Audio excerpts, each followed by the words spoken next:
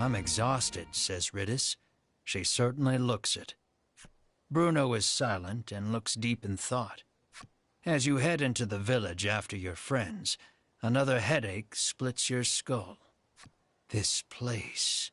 Something about it is triggering a memory that feels like it's trying to claw its way out of your brain. Let's rest up at the inn, suggests Melanie, taking in everyone's state.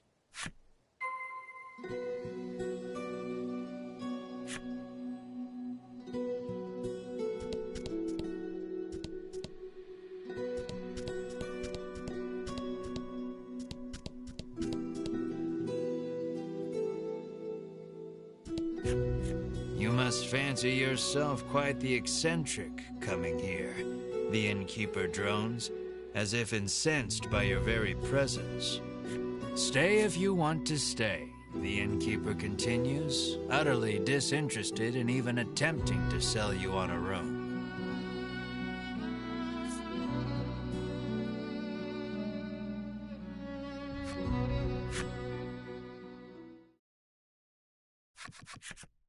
At dinner time, you and your friends gather around the table.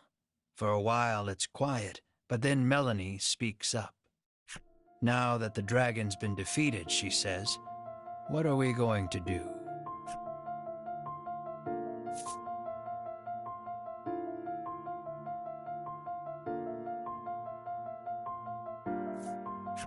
In truth, the Ivory Order wanted to capture the dragon alive, but Sherwin killed him.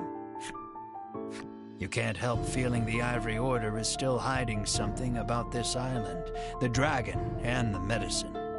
We might want to look into this island a bit more, suggests Melanie. Bruno agrees with you. They call this place Mount Medica. Something tells me there are still secrets to uncover. Whether you go after the Ivory Order or investigate the island, first and foremost, you need information. The Overseer should be pretty knowledgeable about the island, reasons Melanie. You decide to pay a visit to the Overseer after a good night's rest.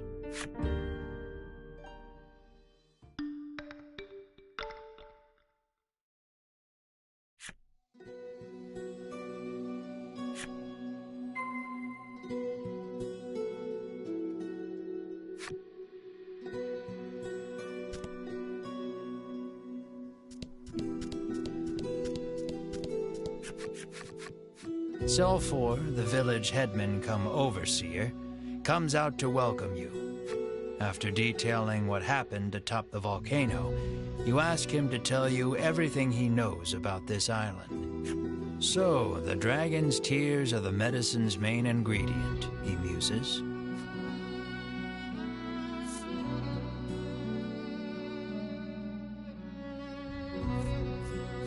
You ask Selfor if the medicine is made on this island. After a moment, he begins speaking in a quiet voice. He tells you about the medicine factory here on the island that the Ivory Order oversees, and that this village was founded in order to provide a steady supply of human test subjects for their new medicine. Now that you know the truth about the island and the village, you turn to Selfor and pose further questions.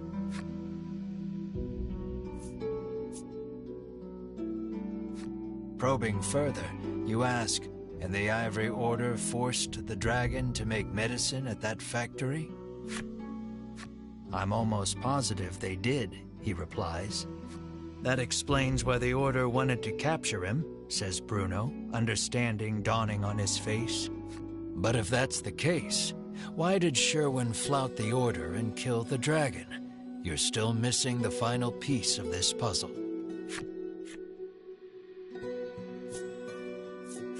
What do you mean, testing new medicine, you ask?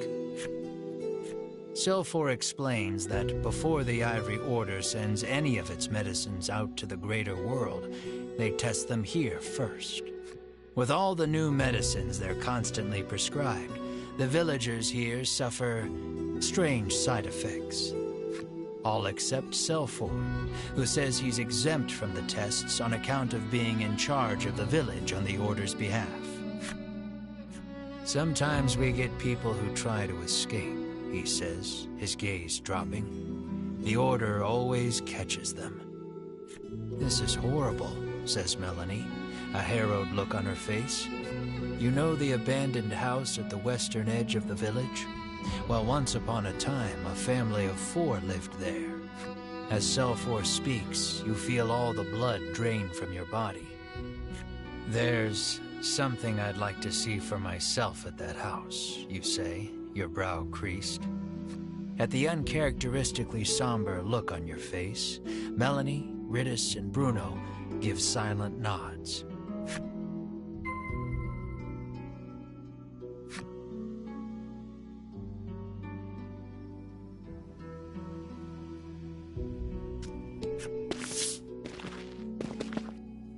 You stand before the dilapidated house. It looks like no one's lived here for a long, long time. You open the door and go inside, your gaze roving across the dusty space.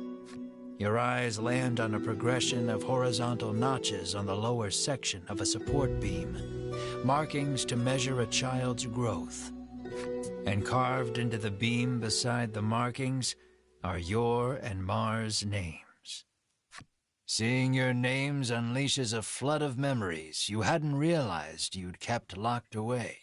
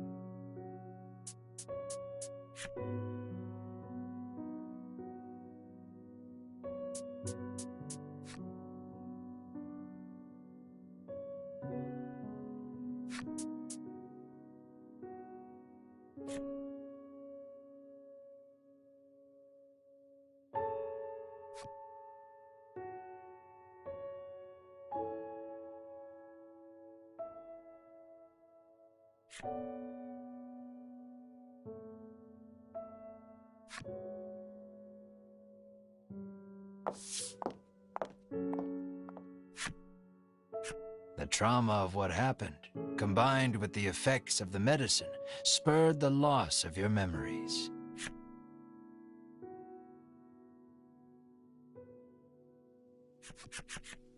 But now you remember the horror in full detail. Sobbing, you gather Mar in your arms. Melanie, Riddis, and Bruno just stand there in silence, absorbing the truth of your origins. Melanie, who knows all too well the pain of losing your parents, turns to you with tears on her cheeks. We have a lot in common, you and I. That's how we've made it this far together, she says softly.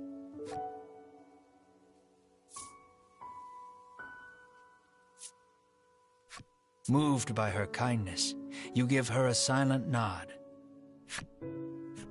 But I've still got farther to go, you say, scrubbing your face dry.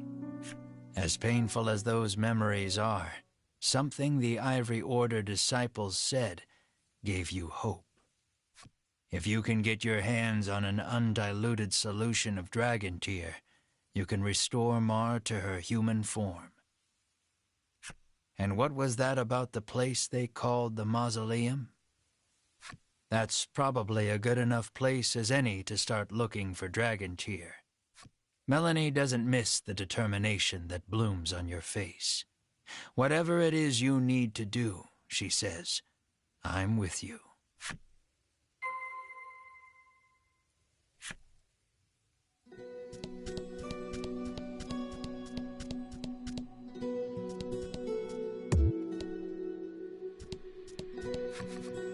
You ask Silfor if he's ever heard of a place called the Mausoleum.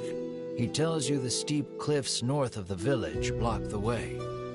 To get to the Mausoleum, you'll have to go around. He advises you to first go east and then head north from the wharf. The wharf, that's where we first docked, right? Clarifies Bruno. Ooh, the path to the Mausoleum is a long one. If you start feeling weary on your journey, use the jump feature to return to the village.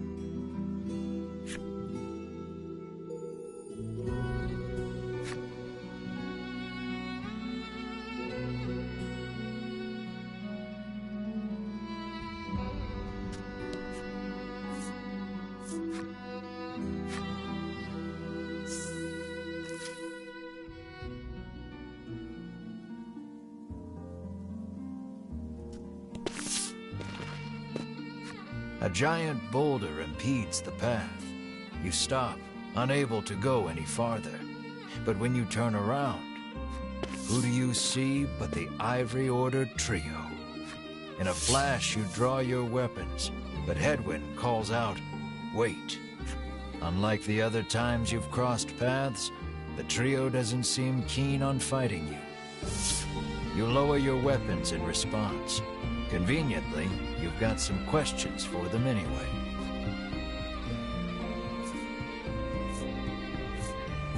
You demand to know what the Ivory Order wants. There's no reason to hide it any longer, begins Hedwyn.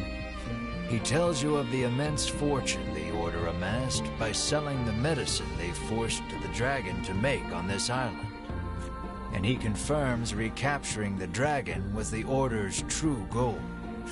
The dragon's imprisonment on this island was a secret only the upper echelons of the Order were privy to.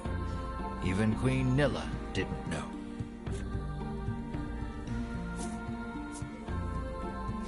You ask where Sherwin disappeared to after he killed the dragon atop the volcano. We too seek Sherwin, says Winifred. Atop the volcano, Sherwin swore to destroy that place. Hedwyn says he was talking about the mausoleum. Winifred ponders the question of why Sherwin would betray the Order and kill the dragon. Alas, we cannot get to the mausoleum with this in our way, Hedwyn says, gesturing to the giant boulder. Upon closer examination of the boulder, you see fissures spidering along its surface. Perhaps it was weakened by the earthquake caused by the volcano erupting. With the right approach, you might be able to force your way through after all.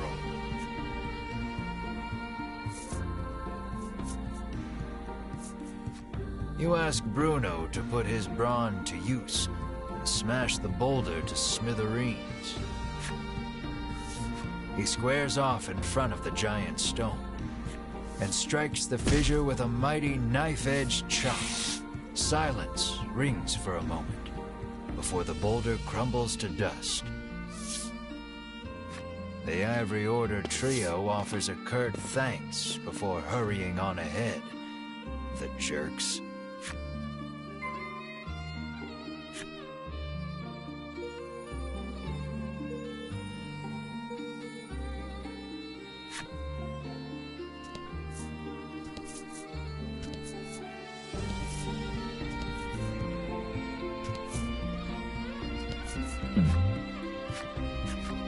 You come across two men sitting on a rock.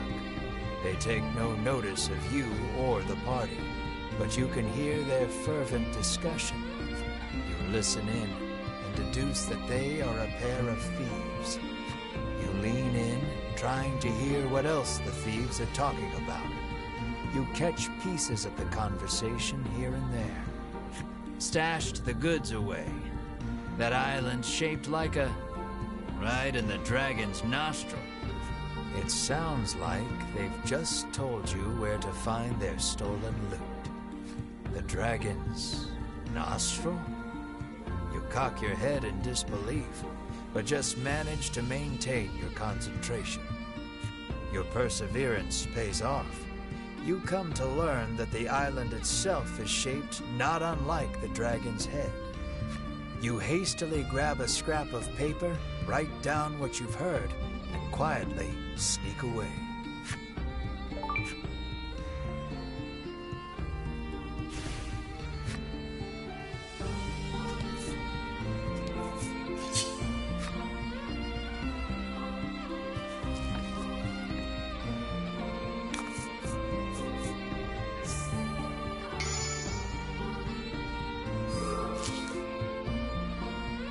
Don't hold back.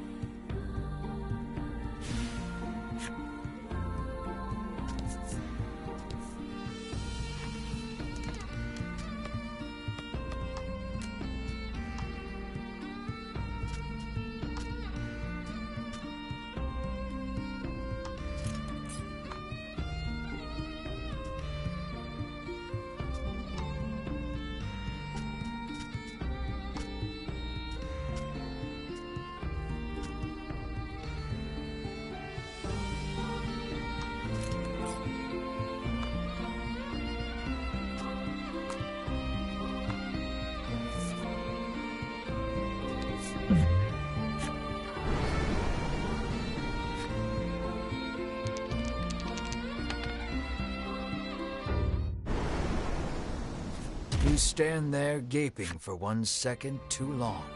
The tornado flings you up like a rag doll, and you hit the ground hard. Ouch.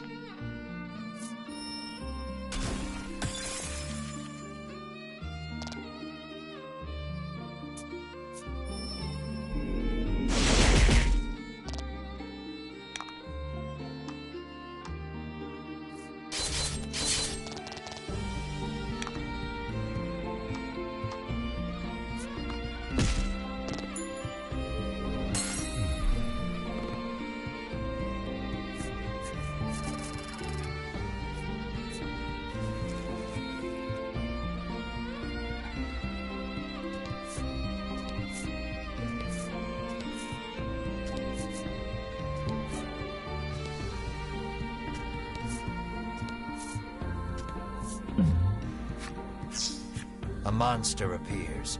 Rather, you approach it, because the poor thing's paralyzed from head to toe. You may be able to aid it by administering some curative.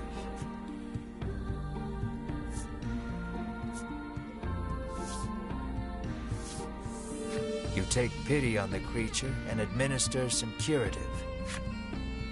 Able to move once more, it makes a clumsy attempt at a bow, and then it is gone.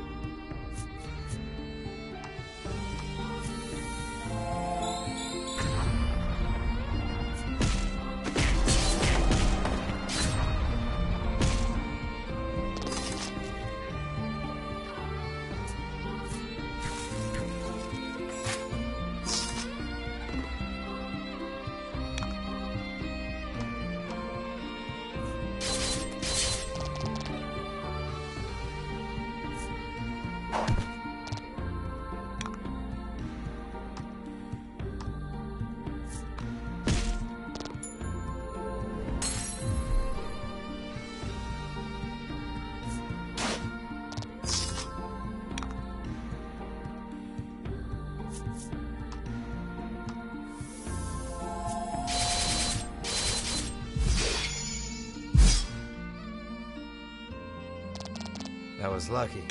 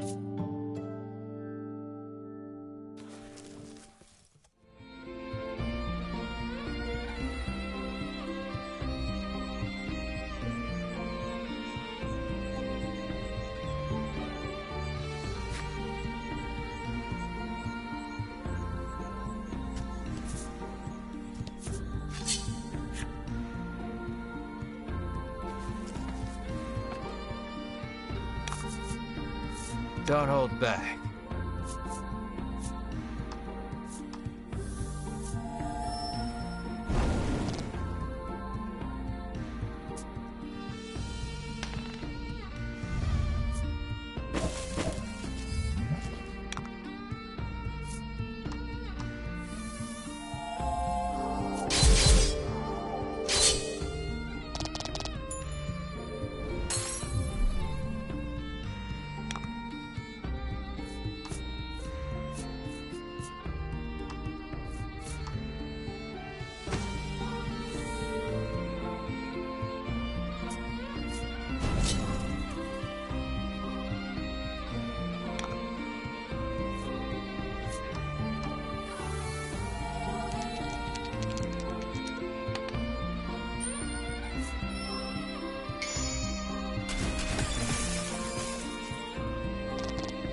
That was lucky.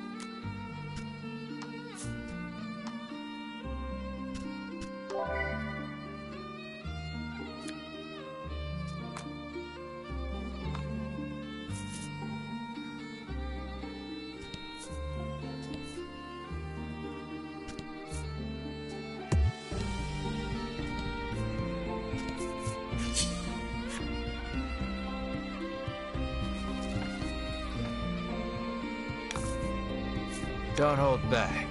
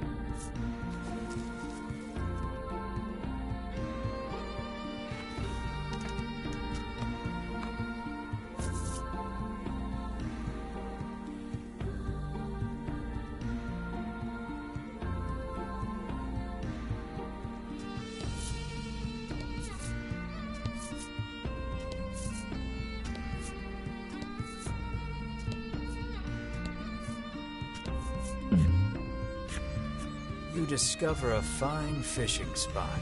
Some boughs perfect for fishing rods lie on the ground nearby. Go fishing? You decide to fish a while with your companions. You craft a simple rod, attach a piece of bait, and cast your line in the water.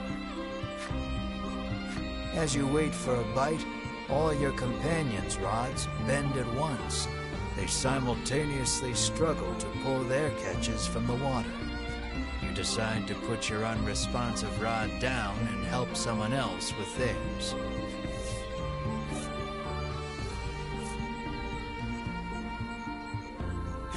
The fishing line is taut. Careful. The line is about to break. You pull the line up carefully and find a fish bigger than any one man could hold. Melanie is about to say something to you, but catches sight of your proud expression and quickly turns her face away. I'd hate for this big thing to go to waste, so why don't you invite the others? She begrudgingly suggests, then starts a fire. You wish she could just be honest. Even so, it doesn't stop you from enjoying the fish with your companions.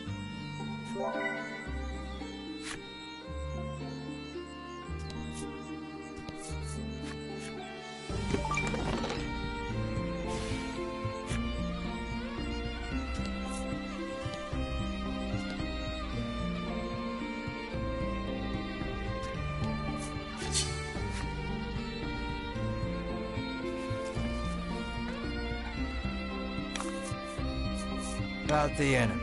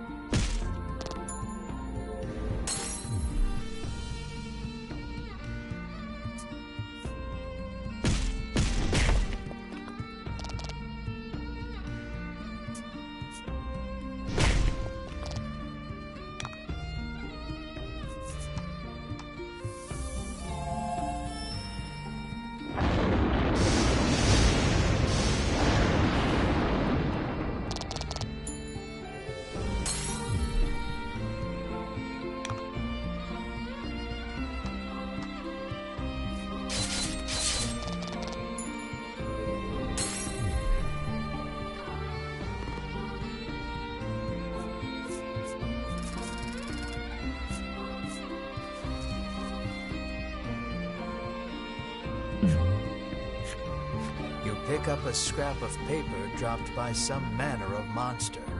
It has a message scrawled on it in crude lettering. Clearly, whoever dropped this message did not want to forget where the stolen treasure is hidden. You stash the scrap of paper in your pack and resolve to keep an eye out for the treasure on your travels.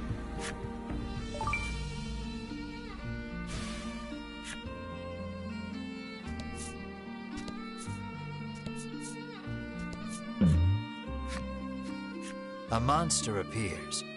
To want to say something? It's standing around and fidgeting. It points to you and then goes stiff, acting as though paralyzed. Aha!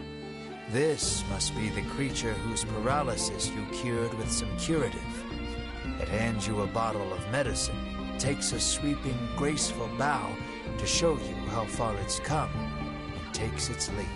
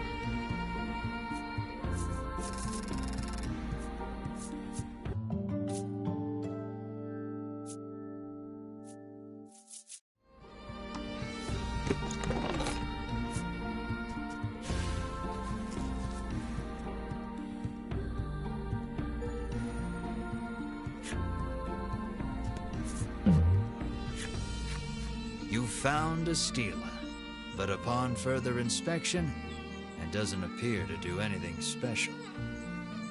But surely, it's not simply stood here for the sake of it. You make note of it in case you're told to seek out another stela later.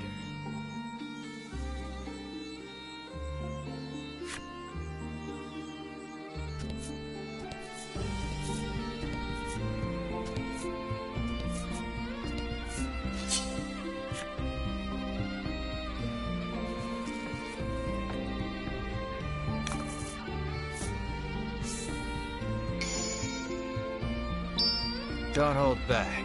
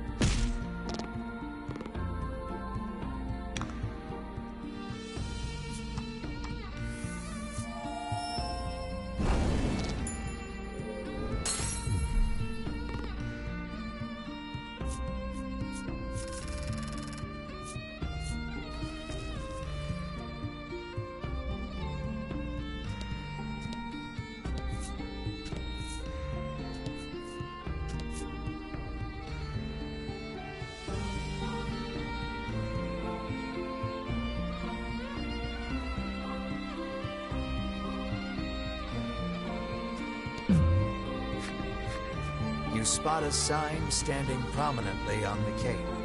This sign reads, "Strike the stelas somewhere on this island." Oh yeah? What will happen if you do, you wonder?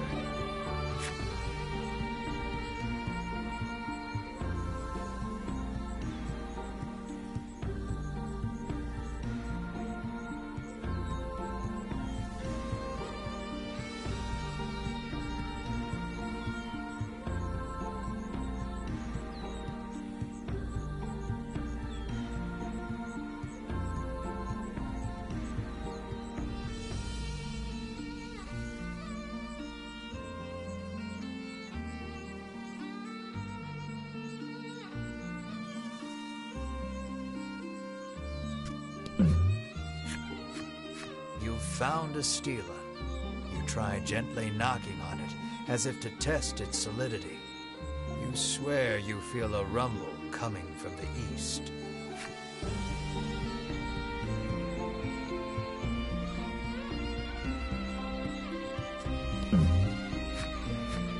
A stela stands before you. Wasn't this a sign just a moment ago? Great. Now you're seeing things. There's a message engraved on the stela. It reads, "Those who would cross must strike me true." You see another island across the sea. Why striking a stela would allow you to cross, you haven't a clue. You give the stela a solid thwack. Not a moment later, the entire party begins to levitate.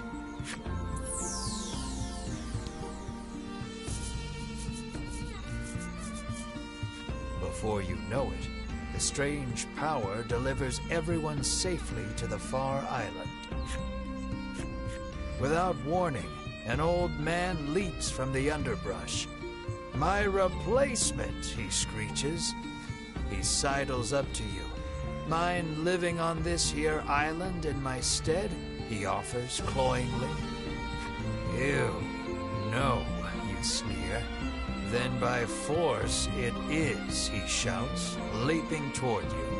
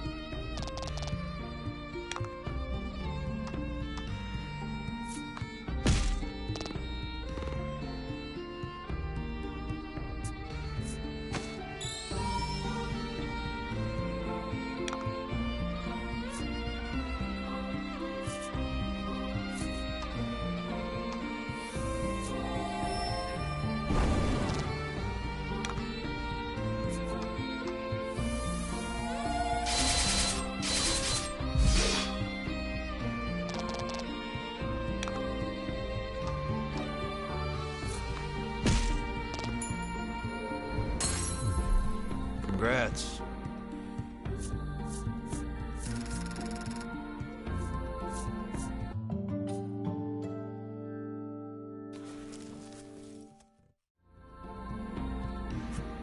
This island is cursed, the hermit explains, and he along with it. Doomed to spend eternity here unless he finds someone to take his place. Defeated, the old hermit sinks wordlessly to his knees. A lone tear tumbles down his weathered cheek. Monsters suddenly appear from who knows where. They surround the dejected old man and let out bitter cries of lament. "Come to console me, have you?" he says sweetly, petting each of them gently. He quietly nods, rises to his feet, and makes his way to you. The island gets as lonely as I do. Someone's got to keep her company. "You had better leave," the hermit says softly, handing you a garment that glows with an almost divine light. You feel yourself begin to levitate once more. Has he chosen to remain on the island after all? Is that what this is about? The party finds themselves back on the cape. The stela that once rose from the sand is nowhere to be found. You turn your gaze toward the hazy, solitary island in the distance. "Farewell," you say quietly into the wind.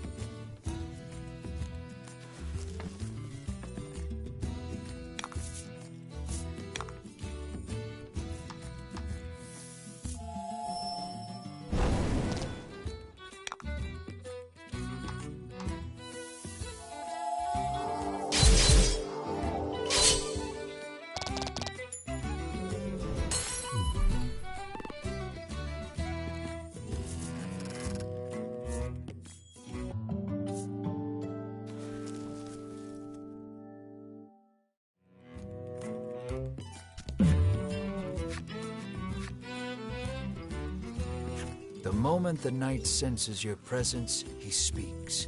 "You there.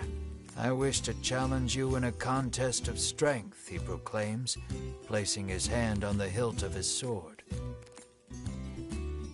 It seems he has deemed you a worthy opponent. Stealing your resolve, you draw your sword from its sheath.